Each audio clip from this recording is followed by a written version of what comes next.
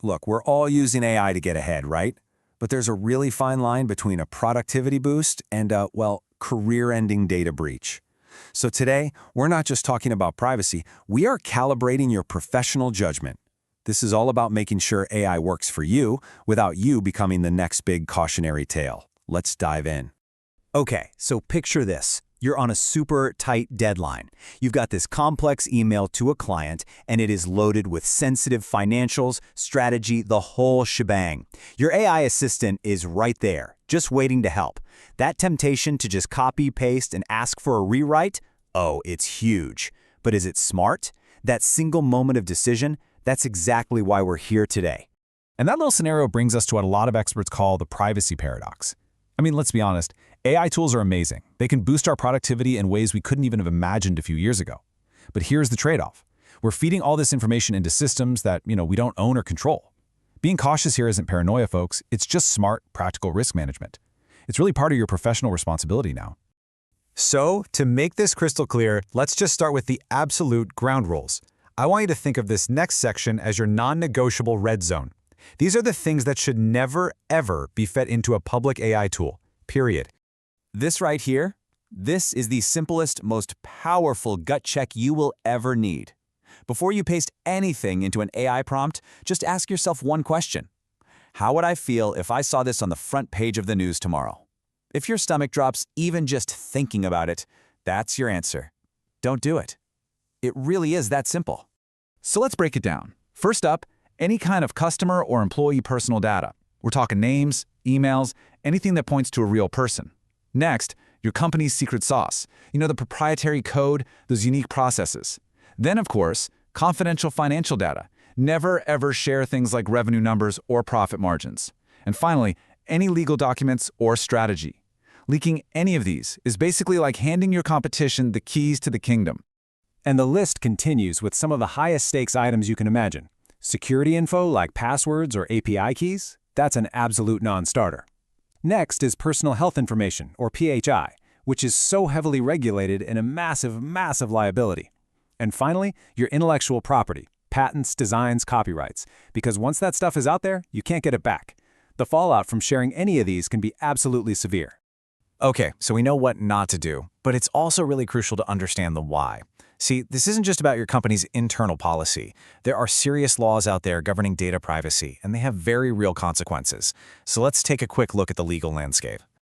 Now, you've probably heard of GDPR in Europe and CCPA over in California. You don't need to be a lawyer, I promise, but you do have to get the spirit of these laws. They are all about giving individuals rights over their own personal data, the right to know what you've collected, the right to get it deleted, and the need for their explicit consent. And here's the kicker. These laws apply based on where the person lives, not where your company is. And it doesn't stop there. If you're in healthcare, you've got HIPAA and its incredibly strict rules. Finance, education. So many industries have their own specific regulations. So here's the main takeaway. When you are in any doubt whatsoever, do not guess. Your legal and compliance teams are there for this exact reason. That's their job. Use them. All right, enough with all the don'ts. Let's get into the do's. How can you actually use these incredibly powerful AI tools safely? This section right here, this is your practical playbook. These are strategies you can start using today, right after this. Okay, here are 4 key plays for your privacy playbook. First, de-identify your data. Just swap out real names for generic IDs, something like customer 47. Second, use general descriptors. Talk about the situation, not the specific identifiable person.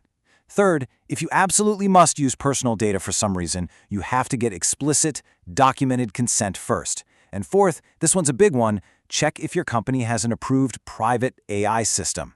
These are way more secure because your data stays inside the company's walls. It's not being sent out or used to train some public model.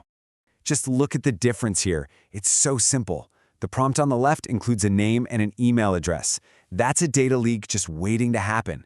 But the prompt on the right, it describes the exact same problem, but removes all the personal info. It gives the AI all the context it needs with none of the risk. This simple change in how you write your prompts, it's a habit you need to start building, like yesterday.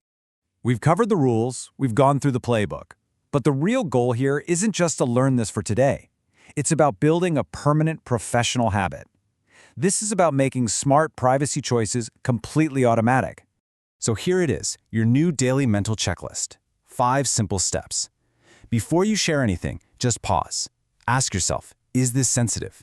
If you're not sure, ask an expert. If you see a colleague making a mistake, don't call them out, just gently advise them. Before you start using a shiny new AI tool, check its privacy policy. And finally, stay aware that these rules are always changing. This is how you make privacy part of your professional DNA. So here we are. Your next AI prompt is just waiting for you. Before you hit enter, what's the first question you are going to ask yourself? If the answer is, would I be okay with this on the front page of the news? Then you've got it. That's how you use AI like a pro. Stay safe out there.